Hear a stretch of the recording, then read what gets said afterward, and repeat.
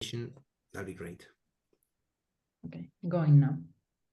Wonderful. We'll give a couple minutes, Carlos, to start, okay? Okay. One more minute, actually, it's already 10:01. Where I am. No, actually, I'm not. It's 2:01 where I am. Tucson is 10:01.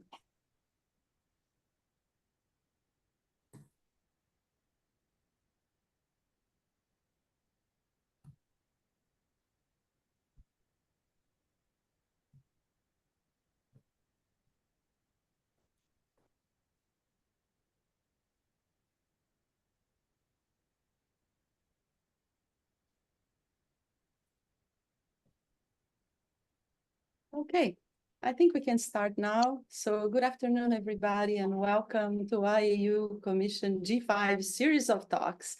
Today, we have the pleasure of having Dr. Aline Vidotto giving a talk on exo-space weather. And Aline, she did her PhD at IAG at University of São Paulo in Brazil in 2009. Then she was a postdoc at St. Andrews in the UK in 2010. Then she was a research associate at Université de Genève in 2014. Then she became assistant professor at Trinity College in Dublin in 2016. And after that, she became associate professor there. And since 2021, she has been an associate professor at University of Leiden. So thank you for being here. Take it away, Aline. Great, thank you very much. Thank you also for the invitation to give this talk. So I'm going to talk a little bit about the work that we have been doing here in my group. So there are several people I would like to thank for the results I'm presenting today. I unfortunately cannot present results of everyone, so I selected a few results to show. But the title I picked for this talk is on the impact of stellar activity and outflows on atmospheric scape of exoplanets. Now, I know this is a wide audience, a diverse audience, so let me just first start defining terms. So whenever I say stars in this talk, I mean low mass, main sequence stars. And there are two reasons why these are the objects I'm interested on. On one hand, if you plot the number of known exoplanets as a function of stellar mass, you see that about 90% of the known exoplanets we know are orbiting stars with masses smaller than 1.3 solar masses. And if I show also the diagram on the right, you see that all the stars, they have an outer layer that is convective. And convection is very important for what I'm going to talk about today, because convection can drive magnetic fields. These magnetic fields, they emerge at the surface of the star, and they can affect the outflows the star have, and also the high energy radiation, so the particles and the radiation. So the other term I used at the beginning of my talk was the title was exo-space weather. And this is essentially a very big term, meaning two things, the radiation part and the particles part. So you have here stars like our sun, they have radiation at high energy that comes from the outer layers of the atmosphere, so from the chromosphere, transition region, corona. And in particular, the stars, they have X-ray and extreme ultraviolet emission that are very important when I start talking about planets, as you will see. So this radiation can come just simply for quiescent corona, but it can also come from flaring emissions, from coronal, I already said, so coronal emission. And on the other side here, we have particles. So these particles, they are essentially stellar winds that are continuous through the life of the star, but they can also be ejection of material. So as the particles and the radiation, they propagate through the interplanetary medium, eventually they will encounter a planet and essentially shaping the activity, the environment of the planet. So stellar activity shapes environment around exoplanets. Now, in my group, we are interested in both aspects. We are interested in the star and we are interested in the planet. So to give you an outline, I will start first with the star, then I'll talk about the planet, and then I'll try to put them together. So my outline, I will discuss winds of solar-like stars. So this is a topic that is very close to my heart. Then I'll talk about how the energy, the high energy radiation from the star can affect atmospheric escape. And then finally, I'll look into how the stellar wind and the high energy radiation affect the atmospheres of planets.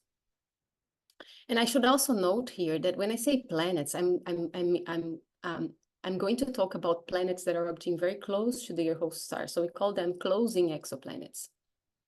So starting with the solar wind or the stellar wind. So we have in the cool stars, we have this stellar wind activity feedback loop. So essentially what you have, we start here at number 1. The stellar wind is able to carry away angular momentum. So for people more familiar with massive stars, stellar wind remove a lot of mass from the star.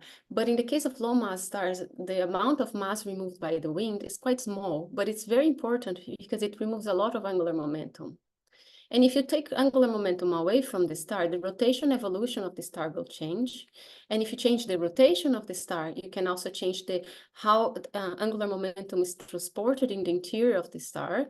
And if you change the interior, then you change how dynamo is generated. And essentially you change the magnetic fields and the magnetic activity of the star. And then if you have a different magnetic field, you have a different wind, because these winds are all magnetized. So this is the feedback loop that we see in the life of a low mass star. So it essentially happens throughout the life.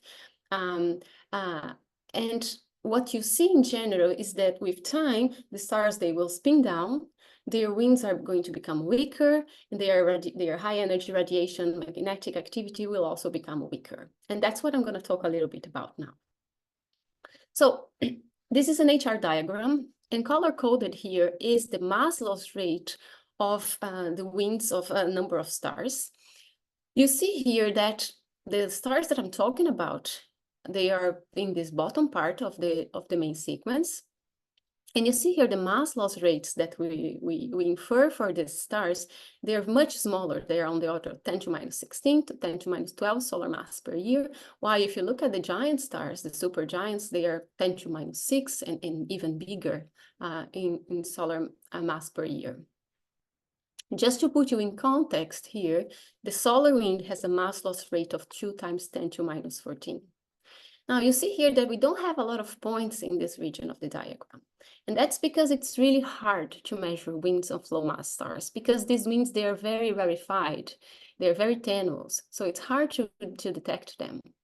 There are some clever methods in the literature that people have proposed on how you can actually measure winds from low mass stars. And I listed here this in a table of a recent paper. It looks like we have a lot of methods, but most of them, we don't have many targets that are observed. So if I compile the mass loss rates of using all these different techniques, that's pretty much what we have for low mass stars. So what I'm plotting here is the mass loss rate of the star. This is in relative to solar values. We normalize it by the surface area of the star. And on the x-axis, I have the X-ray flux. So this is at the surface flux in X-rays. And we have a lot of upper limits. We have some points here. There's quite a big spread. This is a log-log plot. And what you see is this trend that as you have higher X-ray flux, you also have higher mass loss rates. And because we know that stars that are more active, they have higher X-ray luminosities. These are the stars that in general, they are younger. So we can kind of put an x-axis in the top of this plot that ages go from right to left. So you have young stars here, old stars here. So essentially the wind mass loss rate decreases as the star gets older. And these are some of the open questions we have in this field. How has the solar wind evolved in this past 4 billion years? What is the implication for a stronger wind when the system is young? Is the evolution of the wind regulated by the topology of the magnetic field? I have a plot here, a sketch on the solar wind. So this is solar wind image in the background. So this is, I think, an X-ray image. And on the foreground here, you see this is the velocity. It's a polar plot of the stellar wind, the solar wind speed. And what you see here is the sun at minimum activity and the sun at maximum activity. The sun at minimum is a quite nice aligned dipolar, is described by a quite nice dipolar magnetic field. And you see here, when the sun, the magnetic field of the sun is dipolar, you have this bimodal distribution, fast winds and slow winds. Now, if you look on the right, you see the sun at maximum, and the geometry of the magnetic field of the sun at maximum is much more complex. And what you see is then reflected in the speeds of the solar wind, which are also more complex than the bimodal distribution we had before. So we know that the magnetic field affects the wind. We know that the geometry affects the wind. I now feel like coming back to the last question I posed about how the geometry affects the evolution of the wind. I think I'm starting to be more convinced that the geometry does not affect the evolution. What is more important for the evolution is the intensity of the magnetic field, not necessarily the topology. I did not prepare any slide on that, but I can discuss it at the end if people would like to hear more.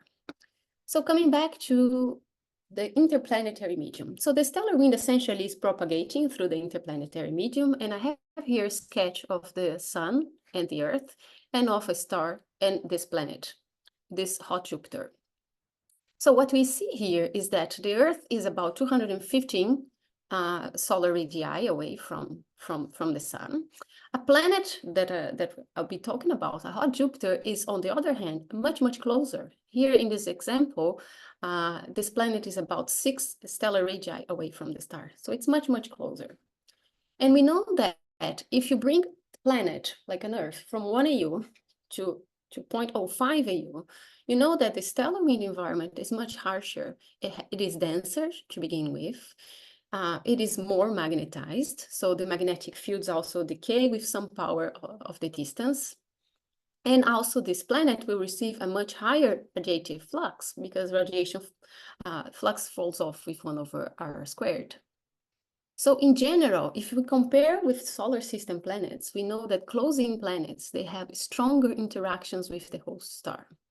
And what I want to talk about next is a particular system we have studied recently, and one of the methods we use here in my group to model the winds. So the model that I want to talk about, and I'll do this very briefly, essentially these are magnetohydrodynamic models. And what we have here on this left is the magnetic field of the star as reconstructed through spectropolarimetric observations. So you have here the star is quite unaligned. It's a misaligned dipole. I can see now. My eyes are trained after many years.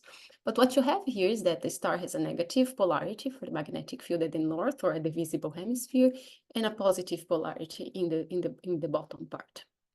Now, we use these magnetic field maps that were constructed from observations as boundary conditions for our simulations. And at the start of the simulation, this is what we call a potential field. So this is only used at the beginning of the simulation. We need to start with something. And eventually the simulation, this magnetic field will interact with the outflow coming from the star, and the outflow will essentially stress the magnetic field lines. We include here in our simulations the effects also of rotation and other physics. And to show you, this is an illustration of the final state of our simulation. So this is a self-consistent MHD, magnetohydrodynamic wind solution. The star is at the very center, and these are the magnetic field lines. Now I'm looking at much zoomed out view. Now, for people in the audience who work with winds of massive stars, the wind driving of the massive star is different, but the equations are the same. So we can use the same equations for modeling those as well. Just need to change the wind driving. In this case, the wind driving in the simulations is essentially dissipation of magnetohydrodynamic waves that transfer energy and momentum to the wind. Now, there was the surface that I showed you in my previous slide, and I want to spend a minute here because this is very important for what I'm going to talk about. So this is what we call the Alfvén surface. It's a very ugly surface, but this is where is the surface where the stellar wind speed matches the Alfvén speed. So I have here an equation for the Alfvén velocities, b over square root of density. And I have here in CGS units. The colors that I show in this diagram is the stellar wind speed. So essentially, within the Alfvén surface, magnetic forces dominate.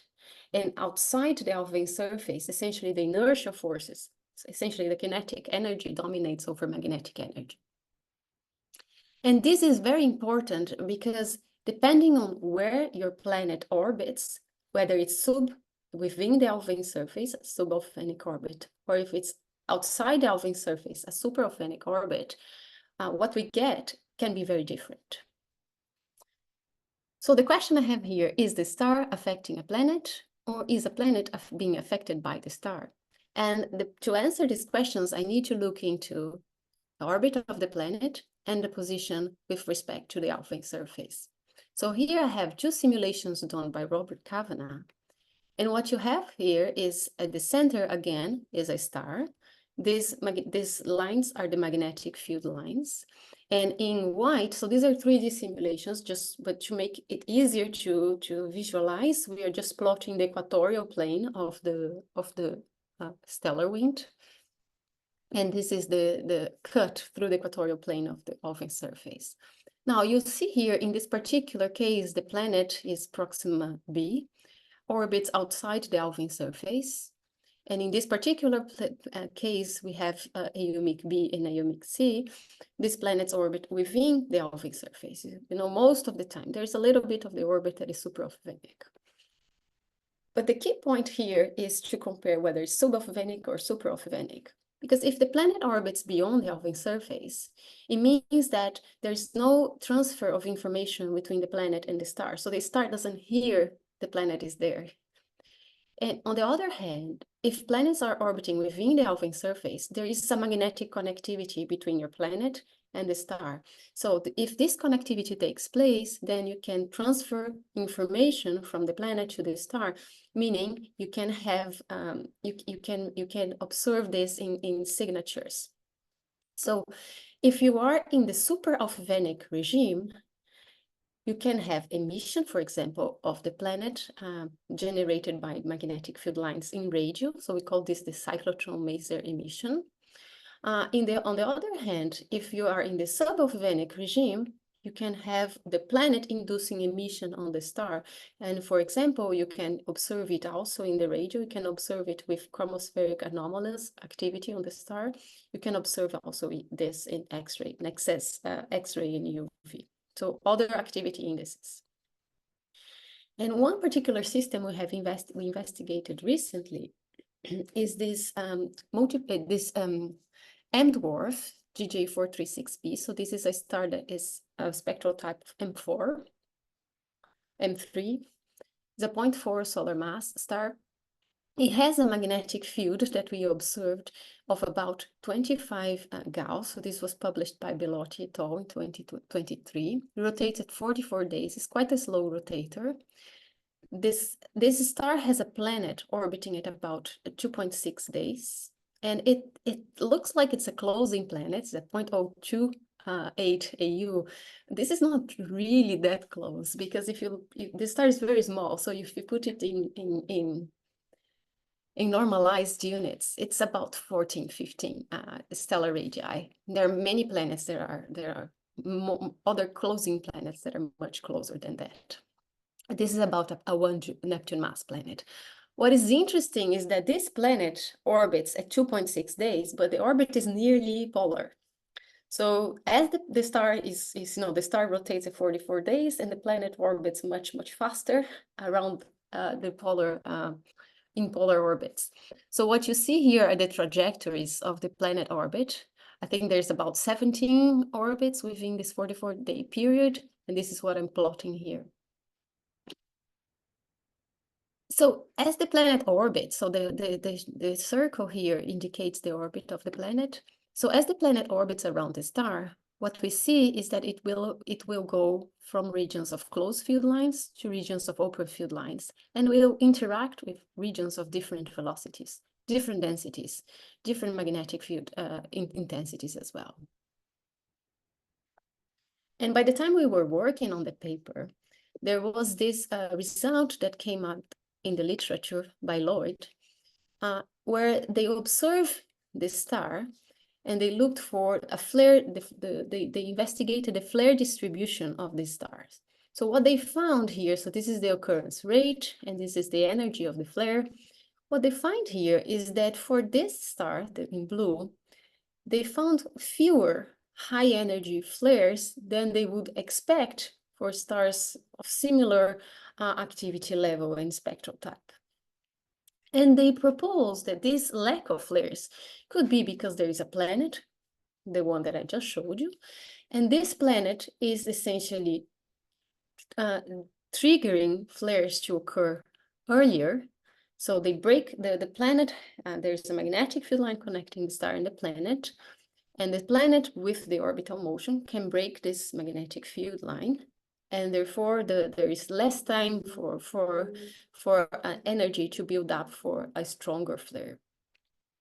So this was very coincidental. We did not know the work was being done. They suggested this interpretation, so we decided to check what is the power the planet could, an interaction between the star and the planet could generate, could be released in these interactions. And this is our calculation. So we run the stellar wind models, and I'm showing you here the maximum power that a certain star-planet interaction can release as a function of time. Remember, the star orbits, the rotation of the star is 44 days. And you see these peaks going up and down because this is each time the planet orbits around the star, it goes through different regions of the stellar wind. So this is why we see so much variation. And we picked two different models for the star-planet interactions. One model is essentially investigating if you have a magnetic planet and you have a magnetic star, you can have reconnection when if these field lines they have a proper alignment that they reconnect. And then this energy can be released, and this is the power that this model predicts. And this is another model that predicts that as the planet travels around, orbits around the star, it can also trigger Alfvén wings or Alfvén waves that can travel back to the star. So this is an analogy to Io and Jupiter. Now, what we found is our values between 10 to 22, 10 to 23 ergs per second, while the observed upper limit is 10 to 26. So what we can do, we don't know what is the magnetic field of the planet. This was an assumption in our model. So we can tweak this magnetic field, and we can try to find what is the value we require to actually reach the upper limit. In our case, we needed a very strong magnetic field, so it was unrealistic. So for this case, unfortunately, we cannot provide a strong constraint for the magnetic field of the planet. But this is one possibility of how one can infer the magnetic fields of exoplanets. So this is first part of my talk. I'm going to move on now to talk about the second part. So I'm going to move now to discuss about the planetary side. So we are talking about photoevaporation next. So this is essentially a mechanism of escape that is not available in the solar system nowadays. So we have a very dense outflow coming from the planet, and this very dense outflow drives a hydrodynamic escape. I'll talk a little bit more about the driving in a few slides. So there are a few ways that we can infer that planets are losing mass or are losing atmosphere. One is by looking at planet population. So this is a planetary radius versus irradiation plot. And there are certain regions of this plot that you see a lack of planets. So here, for example, people think these planets, there are fewer planets here because they evaporate. They were big gas planets. They lose mass. They go down here in this plot, and then they start piling up below. And there is also a region here that is hard to see in this plot, but it's easier to see if you put it in a histogram plot. that you see that there is a lack of planets also with a certain size. And the possible interpretation is similar. You have a planet that was born eventually big, but eventually lost its atmosphere and became a rocky planet. It's not the only interpretation, but it's one possible interpretation. This is why I called it an indirect detection, but you can also have a more direct detection of atmospheric escape. And this happens when the planet transits in front of your star. And the way this is called transmission spectroscopy. This is a technique that during transit, the radiation of the star is transmitted through the atmosphere of the planet. So this is why you observe it in spectral lines.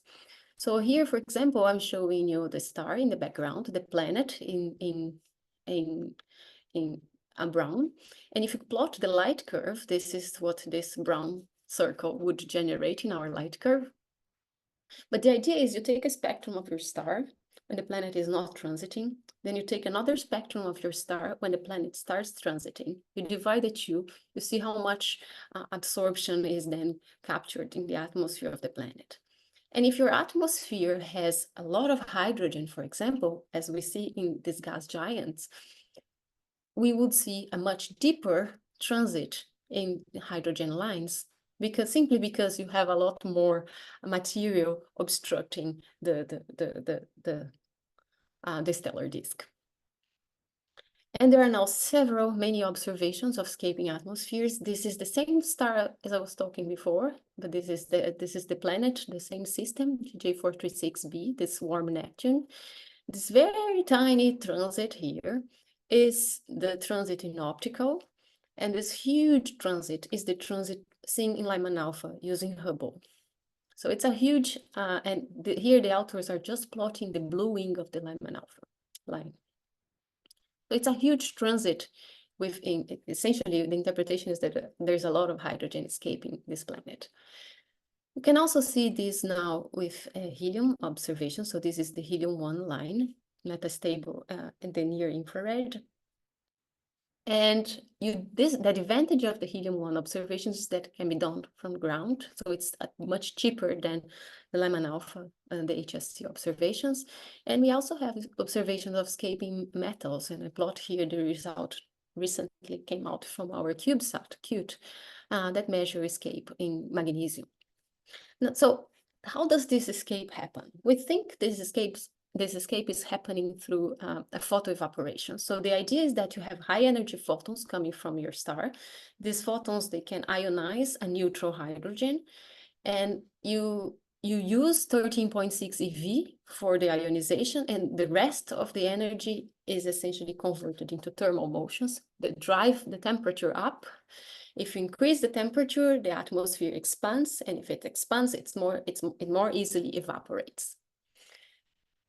This is very, very similar. It's a hydrodynamic process, so it's the equations are very similar to stellar wind equations. And I have a slide showing you very briefly these equations. So if people in the audience that are familiar with the Parker wind will recognize this is the momentum equation of the Parker wind. Here we have an extra term, so these are tidal, essentially due to tidal interactions. So we also have to solve for the energy equation. So essentially we have a heating and a cooling term for this plasma. Our heating term is the energy that I just discussed before. So the XUV flux, that the excess energy that is deposited in the planet. And we use here Lyman alpha cooling. This is the main cooling term for these atmospheres. And we also do ionization balance. So this is recombination, this is advection, and this is ionization, photoionization. Now, and the mass continuity. Now, the main thing that you can see here is the XUV flux. The XUV flux of a star, it varies this is the flux coming from the outer atmosphere of the star. So it's not at the photosphere. So it's not a black body sort of flux. It's a non-thermal heating. So this XUV flux, it can come from flare. It can change in a few hours or when you have a flare. It can change in a few years if you have a magnetic cycle, or it can change in evolutionary time scale if your star spins down. And that's the one that I want to talk about today. The other two are very, very interesting. I just did not have time to talk. I don't have time to talk about them. So I'll just focus on the long-term evolution of atmosphere due to the change in the XUV flux of the star with time. Now, the same way that the stellar wind mass loss rate decreases with time, we know as well that the X-ray luminosity and the UV luminosity of cool dwarfs, it also decreases with time. Without going into details why we have these three curves, but the general idea is that this evolves with time. If the star is born as a fast rotator, it evolves, it takes longer to start decaying. If the star is born as a slow rotator, it starts decaying a bit faster. And this is an experiment that these authors, I really like this paper. It's a short paper, but I found the idea very nice. So what the authors did here, they put a planet orbiting at 1 AU. So this is a terrestrial planet. And they see how the XUV flux affect the escape of the atmosphere.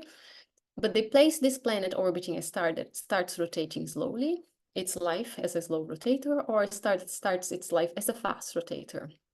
And what you see here is the atmosphere that remains in the planet as a function of age.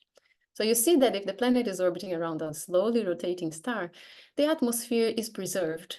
But if the planet was orbiting around a star that initially was born as a fast rotator, you see that very, very rapidly, within 100 million years, the atmosphere of the planet, the primordial atmosphere of the planet, is lost. I found this is very interesting. You can also think about, I also like to think about this as in the similar way as you think about a massive star. You know, when you don't have a HR diagram equivalent for planets, but if you have a massive star losing its mass through a wind, you change the position of the star in the HR diagram depending on how strong your wind is. And that's very similar to planets. So here you have the radius of the planet as a function of age. And you see here how the radius of the planet changes if this planet evaporates. And just to compare, we have here the photoevaporation driving that I was talking about previously. And here is if you did not have escape. So the conclusion, this is actually a work done using the stellar evolution code MESA, of course, adapted for planetary properties. But the idea, the conclusion here is that the XUV history of the star affects the evolution of escape, and it also changes the internal structure of the planet. So all these models that I'm showing to you now, they don't take into account magnetic fields of planets. I will bring a little bit of magnetic fields later on. Now, we understand how the atmosphere is evolving, but we also want to compare with observations. So we also can use our models to predict observational signatures of escaping atmospheres of closing planets. So what I have here is a plot showing evaporation rate as a function of age. It's a model done by one of my students. And you see that there is about 20% of mass that can be lost through evaporation of this planet. In this paper, we were particularly interested in looking at what the observations would have, what would have seen through the observation. So I'm showing you here the results of the transit you would observe if you were to look into Lyman alpha lines, Lyman alpha transits, or transits in H alpha. All these models, they are purely hydrogen, okay? So you see here that the Lyman alpha line at younger ages, they are broader, they are always saturated. There is a lot of neutral hydrogen, and they're saturated at mid-transit, the center of the line. Now, if you look at H alpha transits, then it's a lot less, the absorption is much smaller. So here 0.8, the scale. And what you see is that the darker colors, they are younger stars, and then the light blue colors, they are older stars. So as you can see, as the star gets older, the signature gets smaller in H alpha. So you could observe this 4% excess transit at young ages, but because the star is also very active, it's kind of difficult to disentangle what is activity from the star and what is actually coming from the absorption of the planetary atmosphere. We recently also explored the effects that you would observe that we would see in the metastable helium-1 line in the near infrared. And what I show here is the extinction for two cases. This is a young system, and this is an older system. The yellow here is the disk, is indicating the size of the disk of the star, and in the center, this is the planet and its atmosphere. And just to illustrate at 5 giga-year, this is the line profile of this line. This is a triplet, so if you look at individual components, you see that these lines are symmetric, and they are symmetric because our 1D models, they are spherically symmetric. Now, we know that these lines should not be symmetric, because if you have a stellar wind interacting with this atmosphere, this stellar wind is going to affect the atmosphere. So they can remove the symmetry from the line. Depends a little bit on whether the line is formed very close to the planet or further out. It affects more Lyman alpha than helium-1. And just to finish this slide, this is the excess transit depth in helium as a function of age. So we do predict a lot of transits in helium for young planets, and this substantially decreases with time. Now, I want now to bring the first part of the talk and the second part of the talk together. So how can stellar winds affect atmosphere of exoplanets? We do hope it does something. So there are ideas that there are suggestions that, for example, the young Mars lost its atmosphere because it did not have a magnetic field, and also because the solar wind was much stronger at earlier ages. So the stellar wind can erode atmosphere. We proposed in 2018 that it could also create atmosphere. So this is the case of a wind interacting directly with the bare surface of a planet. It can reduce this atmospheric escape, and it can affect observational signatures of atmospheric escape. I will mostly discuss this last point in the remaining of my talk. So I showed you that there is XUV coming in and creating this evaporating atmosphere, but this evaporating atmosphere, it does not expand in vacuum. It has a wind to interact with, and this essentially gives rise to different dynamical structures of the system. And I'll show you just a little movie of one of our simulations. And the key thing I want to take out from this movie is that the stellar irradiation and the stellar wind erosion shape atmospheric evaporation. Now, what I have here, this is a 3D simulation. Again, I'm just showing you the orbital plane. So this is now the planet in the center, not the star. So this is the planet. The orbital motion is up. What we are gonna see here when I turn on this movie is the stellar wind being injected on the left side of the grid, and the interaction then, this wind-wind interaction that occurs.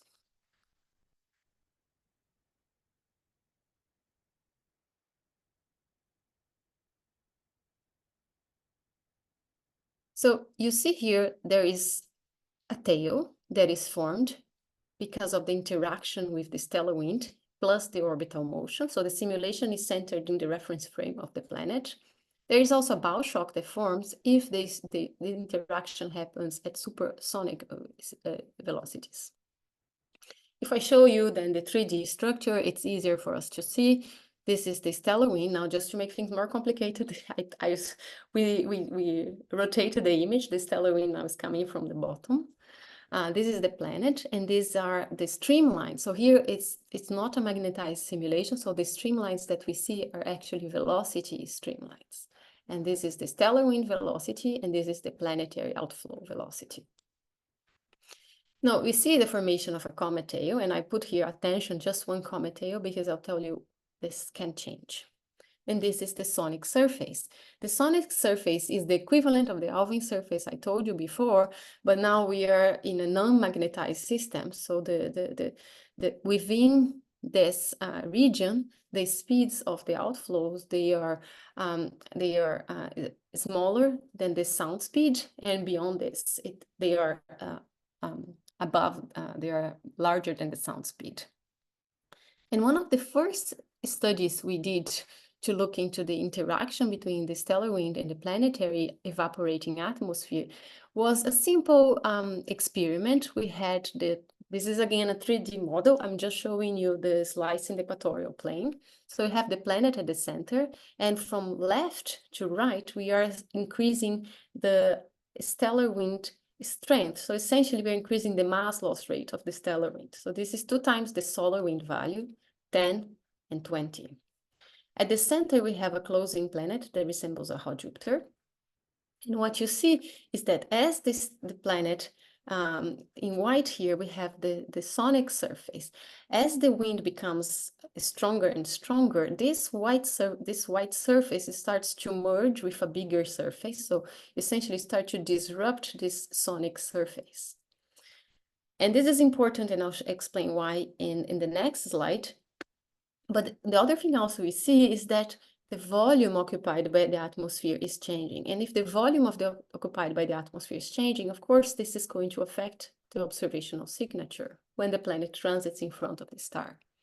So what I have here is the atmospheric escape rate as a function of the Lyman alpha absorption. So I didn't plot the lines. So this is only the values we get by measuring the absorption in the blue and the red wings.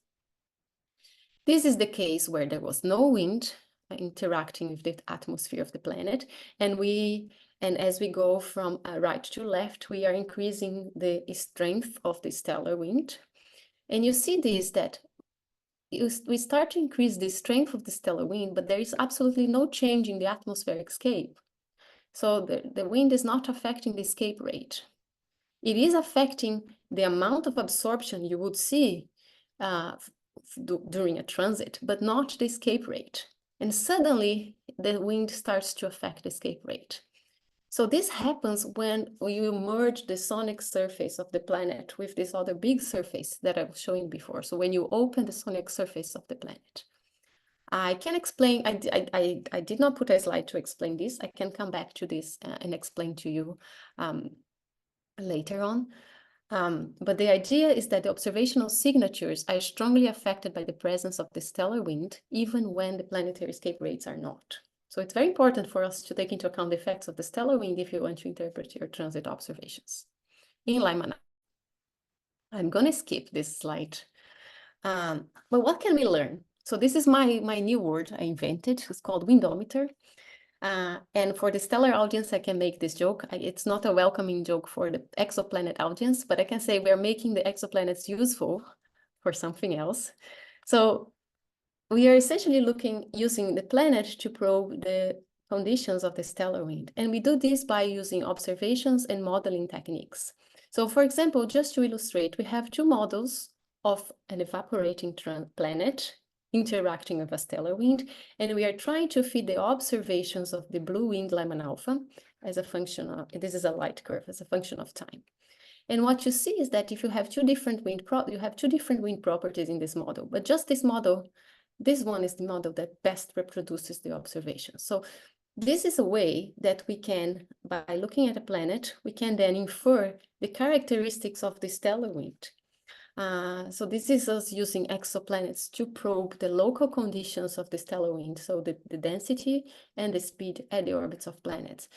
It's very good because, as I said at the beginning of my talk, it's hard to measure winds of low mass stars. And finally, I want to just finish up with, I have a few minutes to 45 minutes, and I want to finish up with a short presentation on the work that was done in my group also, but now we added magnetic fields. So we have our radiation, hydrodynamics that I was just showing you before, but now we included magnetic fields. And what you see here is a planet. This is the magnetic field lines of the planet. The colors here, they represent the atmosphere, neutral density and total density. And this cone here is the optical depth, one to XUV photons. Anyway, so it's optically thick below this cone. Now the stellar wind is coming from this side, and what you see here is the atmosphere of the planet escaping through a polar outflow. Now, before I told you that the planet has one comet-like tail, but now with magnetic fields, because the flow is coming from the pole, we end up having two tails. So there's one here also below that is not seen in the image. And there is also the equivalent of a dead zone that we see in a stellar wind simulation, in which within this closed magnetic field lines, you trap material. And what we did here was to look at how the evaporation rate changed as a function of changing the magnetic field strength of the planet. We don't have really many constraints on that for exoplanets, so we were experiment with different values ranging from 1 Gauss to 10 Gauss of the dipolar magnetic field. And what you see here is that there is a weak increase in escape with the increasing magnetic field. And what I'm showing you on the right is the Lyman alpha line during transit for the different values of the magnetic field. And you see that the lines, they look very different depending on the magnetic field. So even though the magnetic field did not cause a lot of change in the escape rate of the planet, it does cause a lot of change in the observational signature. And I call this the Lyman alpha degeneracy problem, because now we can have a stellar wind that confines this evaporation, or we can now have a magnetic field that makes that confines the atmosphere close to the planet. And we don't know actually which one is operating. So for example, here we have a strong stellar wind. This is the absorption of the Lyman alpha line for both plots. So we have, for example, in purple, we have the Lyman alpha line that our models predict. If you assume a 10 Gauss planetary magnetic field, we take a strong stellar wind. And here we don't take the magnetic, we don't have a magnetic field, we assume 0, and we have a weak wind. And you see this line is it's quite similar to that one. And the idea is that you have a degeneracy. We don't know whether this line is reproduced by a weak wind or by a strong magnetic field. And one of the things that I have been advocating is that we can lift this degeneracy if we look at lines that are actually probing the core, the center, the region that is closer to the atmosphere of the planet. Lyman alpha, unfortunately, we don't see the center of the line because we have the geocoronal emission and also absorption in the ISM. So we had to rely on the blue and the red wings for the observations. But other lines, like for example, helium-1, we can actually measure the center of the line. So this could be a way for us to disentangle between these two scenarios I just presented. So let me finish with my conclusions. There is a complex interplay between rotation, magnetic fields, and radiation that is mediated by stellar winds. The escaping atmospheres and the evolution of the atmosphere depends on how the magnetic activity of the star evolves, and therefore how the X-ray and the UV emission evolves. The stellar wind can reduce atmospheric escape, but more importantly, can erase Lyman alpha signatures, and this is the slide I skipped in young systems. Planetary magnetic fields can change the dynamics of the escaping atmosphere. So we go from the formation of a one tail to two tails now. And this also can affect observations. Stellar wind and magnetic fields, they both confine the escaping atmosphere, which means that there is a degeneracy if you look at one single line, and we can distinguish between these effects with multi-wavelength observations. And I want to finish with an advertisement. If you have a finishing PhD student or a postdoc whose contract is coming to an end, I'm advertising a postdoc position. The deadline for the application is in 5 weeks, and please let them know. Thank you very much. Thank you so much, Aline, for a great talk. So, Carlos. Thank you so much. I think this is an amazing way of learning about these interactions that can be so important, right, for us, for the Earth, where it's much weaker, but thank you. Ultra important for humanity. So, questions, please.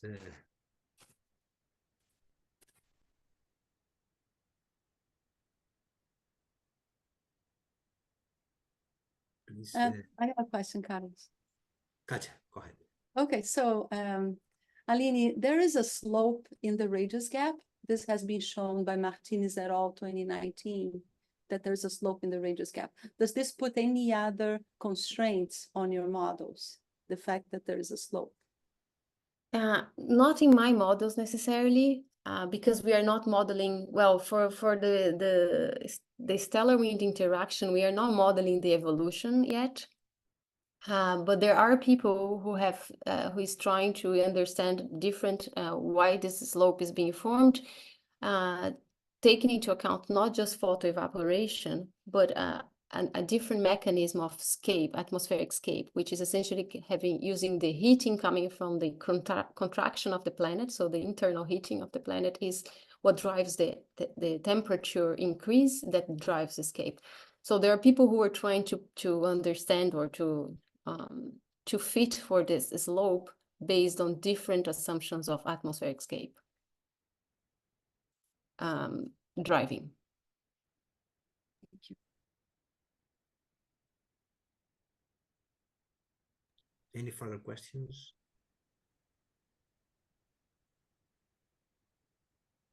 Well, if not, I may. Sure, I think the There's Juan Carlos. yeah, we cannot hear you. Yeah, we cannot Yes. hear. Can I ask,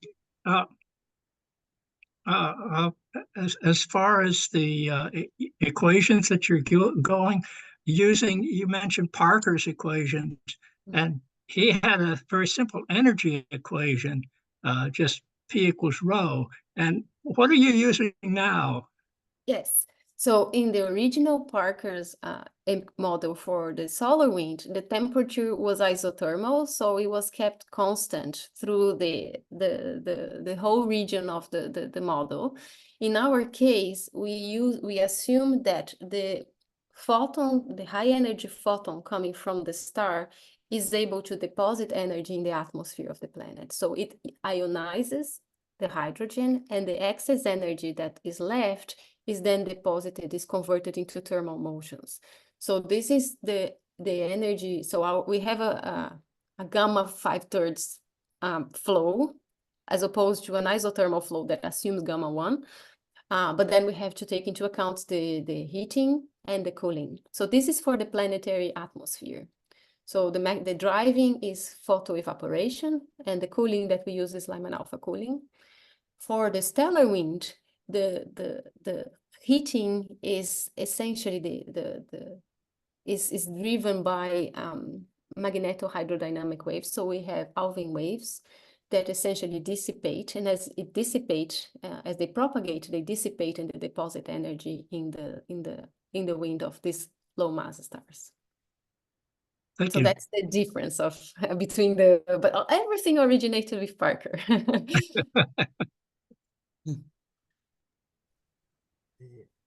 I did not understand, and this may be just because I don't know much about the topic, but I didn't understand the connection when you show the relationship between the rotation rate of the star and the photoevaporation rate. What is too complex to understand, or is like maybe one path?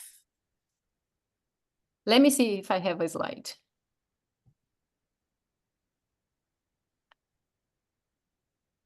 I probably won't have a slide, but I'll see if I can find a slide.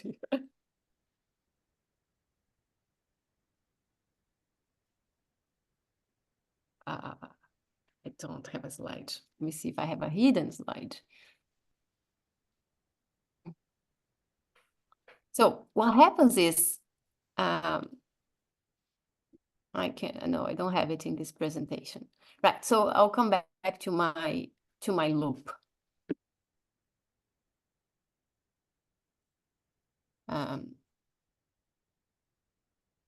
So this is my loop that I showed you before, right? So what happens is when the stellar wind removes angular momentum, you slow down the rotation of the star. And because you slow down the rotation of the star, somehow you change the magnetic field generation in the interior. And if you change the magnetic field generation, you also change all the activity indices. So when you look at low mass stars, the activity is in general the X-ray emission, the UV emission, chromospheric emission. So we are affecting that. So with time, if your star spin, so of course, when you're observing, you don't observe the wind, not directly. You don't measure you don't observe directly the wind. What you observe is the rotation as a function of time, is the magnetic activity as a function of time. And we know these are all linked together through this feedback loop. So as the star gets older, it will spin down, and it in general, right? And therefore the magnetic activity and the UV luminosity will also spin down.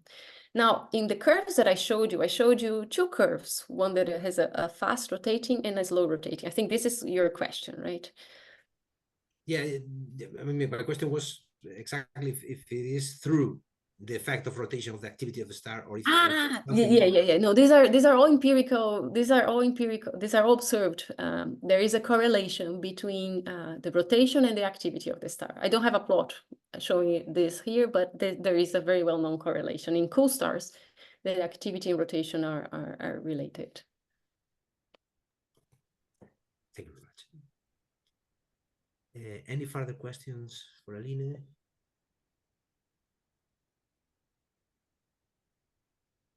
If not, then we'll stop here. We thank you again very much for coming and giving this nice talk to us. Thank you very much. Obrigada, Aline.